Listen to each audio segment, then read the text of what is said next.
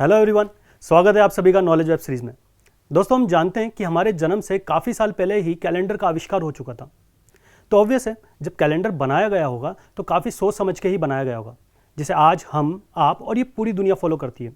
तो क्या आपने कभी सोचा कि कैलेंडर की आवश्यकता क्यों है? और अगर है तो कैलेंडर के कुछ ईयर्स में लीप ईयर क्यों होते हैं? और अगर होते हैं तो उन्हें किस आधार पर बनाया गया? कैलेंडर में हर साल 365 दिन के ही क्यों हैं? हर 4 साल बाद फरवरी मंथ में एक एक्स्ट्रा लीप डे क्यों ऐड हो जाता है? और कुछ सेंचुरीज में तो ये ऐड ही नहीं होता। तो कैलेंडर में इतना कंफ्यूजन क्यों है? क्या आपने कभी सोचा ऐसा? दोस्तों, क्या इसके पीछे वाकई कोई साइंटिफिक रीज़न है? और अगर है तो वो रीज़न क्या रहा होगा?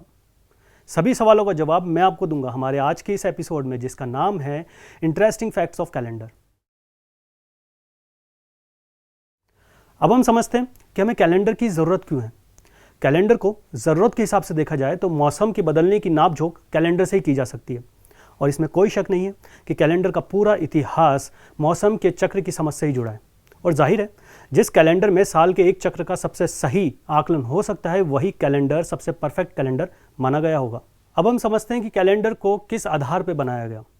वैसे तो दुनिया में कई तरह के कैलेंडर बनाए गए, लेकिन सही मायने में सिर्फ 3 ही तरह के कैलेंडर सबसे ज़्यादा प्रचलित हैं: लूनीसोलर कैलेंडर, लूनर कैलेंडर और सोलर कैलेंडर।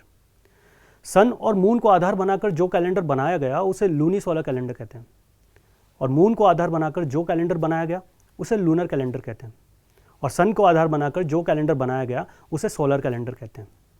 अब थोड़ा सा इतिहास में चलते हैं और जानते हैं उसके बारे में कि कैलेंडर को कब और कैसे और कहाँ बनाया गया। डायनेसिस एक्जिकस वो पहले व्यक्ति थे जिन्होंने 3761 बीसी में पहला कैलेंडर बनाया, जिसे हेब्रू कैलेंडर का भी नाम दिया गया, और उसे जैविश कैलेंडर भी कहते हैं। इस कैलेंडर में 12 से 13 महीने होते थे, और प्रत्येक साल में 353 से 385 दिन हुआ करते थे। अब हम इतिहास में थोड़ा और आगे बढ़ें तो 716 से 663 बीसी में एक मुख्य कैलेंडर अस्तित्व में आया, जिसे हम रोमन कैलेंडर के नाम से जानते हैं।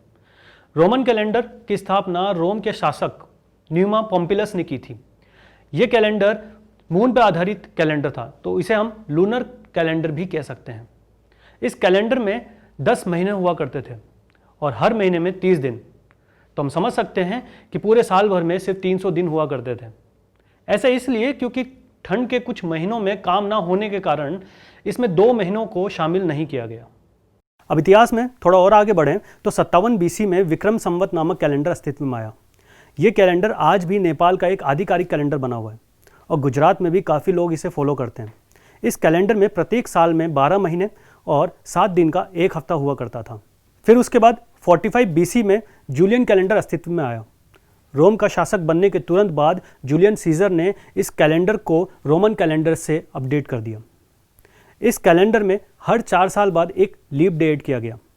फिर उसके बाद आया ग्रिगोरियन कैलेंडर, जिसे आज हम प्रेजेंट में फॉलो करते हैं, या हम कहें तो ये एक इंटरनेशनल कैलेंडर भी कहा जाता है। इस कैलेंडर को पहली बार 1582 में लागू किया गया था। हमारे ग्रिगोरियन कैलेंडर एक सोलर कैलेंडर है। अब हम समझते हैं वो क्या कैलकुलेशंस थी जिस कारण से इतिहास में कई शासकों द्वारा कैलेंडर को अपडेट किया गया ताकि वो एक परफेक्ट कैलेंडर बन सके। इस सवाल का जवाब जानने के लिए हमें जाना होगा यूनिवर्स, जहां पर इसकी कैलकुलेशंस डिपेंड करती है अर्थ के रोटेशन पर। तो कैलकुलेशन को समझने के लिए हमें सबसे पहले ये जानना होगा कि अर्थ अपनी एक्सिस पे कितना रोटेट करती है या कितना समय लेती है रोटेट करने में। तो अर्थ अपनी एक्सिस में रोटेट करने में लगभग 24 आवर्स का समय लेती है, या एग्जैक्टली कहा जाए तो 23 आवर्स 56 मिनट्स का समय लेती है, और ये एक दिन कहलाता है, यानी कि इसको हम पूरा 1 डे कहते हैं। अब अगर बात करें अर्थ को अपनी ऑर्बिट में रोटेट होने में, यानी कि सन के चारों तरफ रोटेट होने में लगने वाला समय होता है 365 डेज, जो कि एग्जैक्टली नहीं है, ये एक अप्रोक्सीमेट है। इसको एग्जैक्टली समय लगता है 365 डेज 6 आवर्स। तो ये 6 आवर्स का एक्स्ट्रा समय जो है वो हम कैलकुलेट कभी नहीं करते। तो अगर हम इसे कैलकुलेट नहीं करते तो ये होता है कि 6 hours plus 6 hours plus 6 hours, ये 4 टाइम्स ऐड होके 24 आवर्स बन जाते हैं, और फिर इससे 1 डे क्रिएट होता है, और इस 1 डे को हम ऐड कर देते हैं साल के सबसे छोटे महीने में, यानी कि फरवरी मंथ में इस एक लीप डे को हम ऐड कर देते हैं। अब हम ये समझते हैं कि सेंचुरीज लीप ईयर क्यों नहीं होती? क्योंकि कुछ सेंचुरीज लीप ईयर होती है बट कुछ सेंचुरीज लीप ईयर नहीं होती।